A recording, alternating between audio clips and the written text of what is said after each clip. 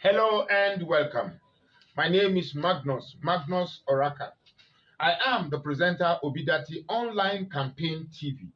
Our job here is to look out for narratives that are aimed to bring down the person of Peter Obi or Yusuf Dati or the Labour Party, or as a matter of fact, our desire to request for a better Nigeria, which we believe it's possible with Peter Obi. Recall that in a video I did some time ago, I mentioned or I made an analogy about a political poker.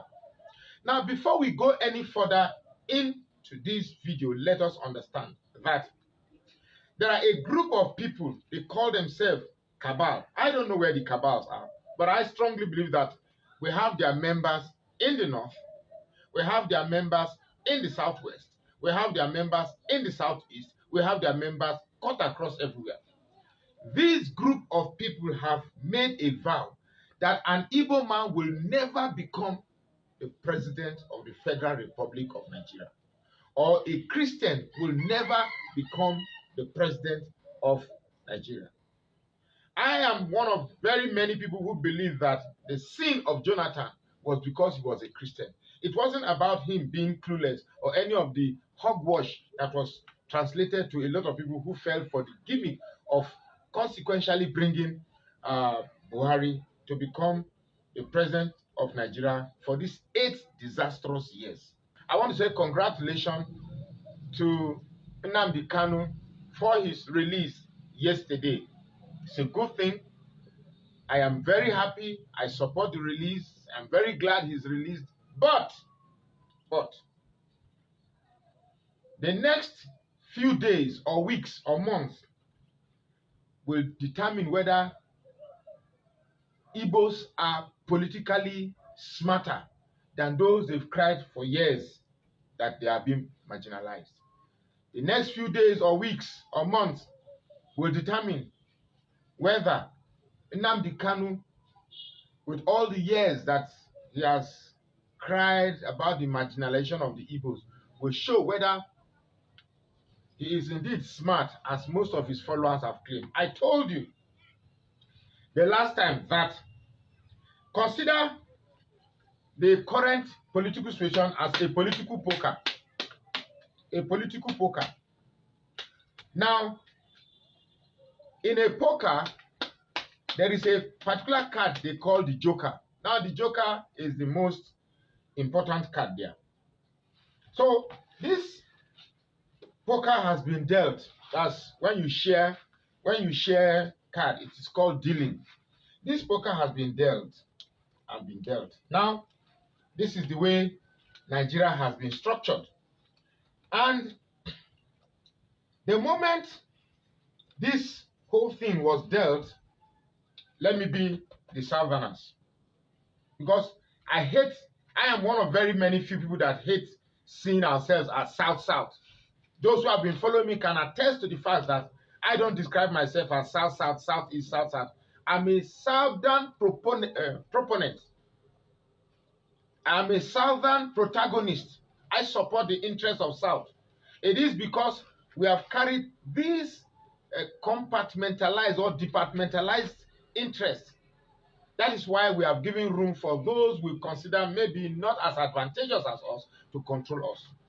Now, this thing has been dealt. Now, in dealing this card, okay, let me assume that I am the Northern Cabal or the Cabals. They have dealt a good hand to themselves by virtue of the Constitution, by virtue of the way Nigeria is structured. Their hand is better. Now, for some reason, over the years, this 2022, Peter Obi suddenly when we went into they call it market, Abi. When you go in, you call it market. Now, when we went into the market, we now picked a card that is called Peter Obi.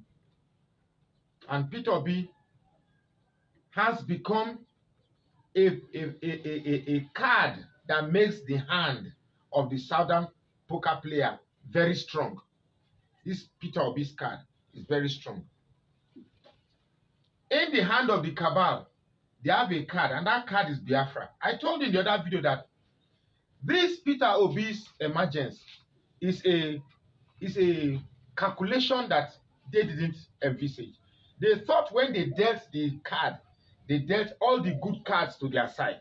They thought they dealt all the good cards to their side. But they know that the Southern Poker has that card, Peter Obi. Well, it was never intended to be that way. They know they have it. But they have this Biafra card. They know that if they play it well, it's going to bring down everything about Peter Obi, everything about the obedient movement. So, releasing Nnamdi Kanu now, please don't get me wrong. I want Nnamdi Kanu to be released long before now, yesterday, today, tomorrow. Releasing of anybody who gets angry for anybody being released, that man is evil. I like freedom. I like peace. I like, but most of all, I like sensibilities. Now, these people are just playing a political poker. Now, they have released Nnamdi Kanu. My thought is this: will Nnamdi Kanu play the poker card that is Biafra? They've played it now on the ground. They've played it. So what will be the response of the Southern card that has the Peter Obi? Will we now say, because they play this Biafra poker card, we should take our Peter Obi and dump it, or still hold it and continue this fight? Because at the end of the day, politics is about interest. It's only that the interest of the South has always been very, very small. The South-South interest, the Southwest interest, the Southeast interest. It has never been about the Southern interest. So now that they've played this Biafra card,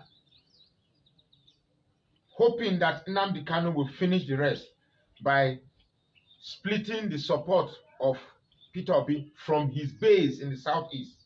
Because let's not kid ourselves, Nnamdi Kanu has followers, he has support base. So will his supporters seek for a better Nigeria or a Biafra?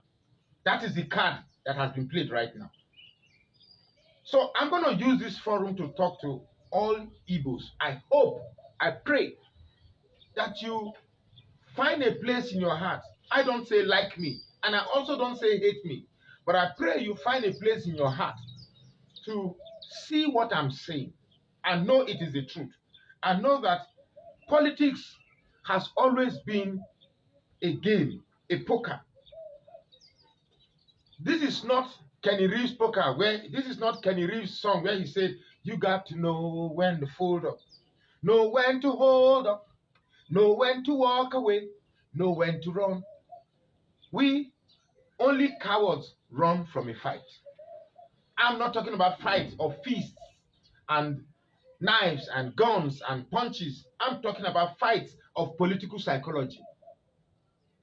These people are playing the card of one of the topmost emotional cling that they know affects every Igbo man, and that is the topic of Biafra.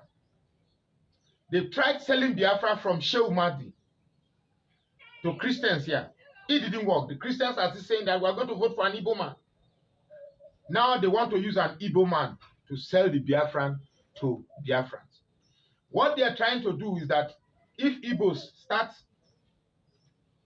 jettisoning the obedient movement and start clamoring for Biafra, the middle belt who have taken this obedient movement rally will be disappointed and they will be angry with the Igbos. And before you know it, a chain reaction will metamorphose to the point where everybody will crumble the obedient movement. Don't forget, we once had a Southern Governors Forum. They crumbled it, using our own to crumble it. Now we have an obedient movement. I believe they also think they can use our own to crumble it. Nnamdi Kanu is our own. Nnamdi Kanu is our brother. But this is a time where we have to be smarter. This is a time where we have to think less of our interest, but the interest that we are going to kill by our actions. Now, In the last couple of months, 3, 4, 5 months, for the first time in the history of any Igbo man, the rest of Nigerians have displayed tremendous love for them by showing tremendous support for Peter Obi, who is an Igbo son, whether we say he's not for Igbos or not, but he's of Igbo extraction. I believe the least thing that any Igbo man can do for this overwhelming support all across Nigeria is to consider their own love and replenish or reciprocate that love by continuing with this obedient movement. Right here in Plateau State, 90% of all the indigenous tribes will vote for Peter Obi. That I can assure you. Yesterday, I got a call from Adamawa State, Atiku State. They are telling me that Peter Obi will give Atiku a strong fight, even in Adamawa State. Because the sins of this cabal are catching up with them. The lies they've told Nigerians are catching up with them. And they know it. They know that a Peter Obi's presidency is the only regime, or is the only, sorry, it's not a regime. It's the only administration that will expose this lies. Peter Obi just said a little while, some days ago, that oil is stolen by connivances between government and those that are stealing. That oil is not sweet, that you can just go to a store and pick and put into your pocket. And voila, in less than a day or two, a vessel was discovered siphoning oil from the shores of Nigeria. This is a ship that is weighed 1,500 tons. Yet they said that ships cannot dock in Warri, and therefore that's the reason why we cannot have seaports in Warri. But when it comes to stealing of oil, big ships can come to Warri and steal oil. But when it comes to creating seaports, no. So these are many issues that we need to solve in Nigeria. I'm enjoining every Igbo man to please play this political poker to the end. The cabal have made their move. They've played the Nnamdi Kanu Biafra card. It is now left for us whether we have to run or hold up. We never count our money when you're sitting at the table. We must sit at this table and play to the end. It has always been a game to these people. It has always been a political poker to the game. It has always been about subduing us. Now we can tell them that, look, no single tribe have the monopoly or the effrontery or the political audacity to determine which tribe will become president or which tribe will not become president. Remember, if they tell you that Igbo should wait till 2034, it's a lie. If that time comes, they will tell you that it's not their time, because they have vowed that Igbos must not become the president of the Federal Republic of Nigeria. And I feel very pained when I see an Igbo man trying to run away from this poker table, because you have all the advantage. You have the population, you have the spread, you have the intellectual know-how, you have the exposure, you have virtually everything that it takes to win election in this country. So why are you running away from the table through the path of Biafra? A time has come in this country where every other ethnic nationality have vowed now to support Peter Obi. But in conclusion of this video, if for any reason, my name is Magnus Oraka, and I dare say, somebody come yesterday and Peter Obi will win, but will they give him? Please don't call me and spread that useless message or that useless mindset for me. If it is Biafra you want, you tell us right away, so that we stop all this obedient movement. But if you want a better Nigeria, now is the time, because you have the support of every other ethnic nationalities in Nigeria. So the man called me yesterday and said that Peter Obi will win, but if he win, will they give him? Who is they? Who is they? So you admit in your mind that there are people who own Nigeria and they determine who they give, or when they will give, or if they will give or not give. Nigeria does not belong to these people, and we must come together to take Nigeria away from them. We once had a Nigeria that benefited all. Now is the time. But if, however, there is an attempt to not give Peter Obi, as my friend told me that if Peter Obi wins, they will not give him, please, the dogs and the baboons will be soaked in blood. That blood that you want the baboons and the dog to be soaked in, we are prepared to be soaked inside. After all, now two of us go soak inside now. It's not only the baboon or the dog. Both of us will be soaked in the blood.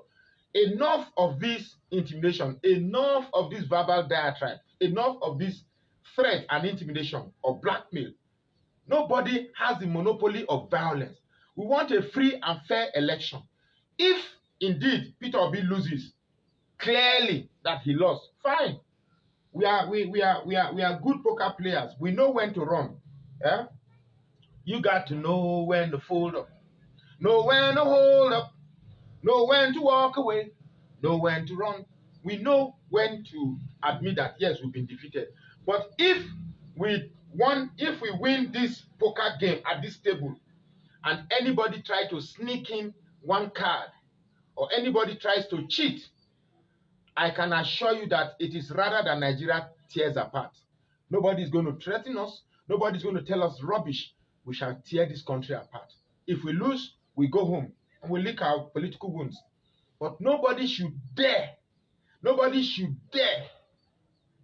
treat this election as any other election. We are tired. We cannot continue to remain slaves as southerners in a country that we feed. We cannot continue to remain like that. My name is Magnus Oraka. I am the presenter of Obidati Online Campaign TV, and I'm pleased urging you to follow us now.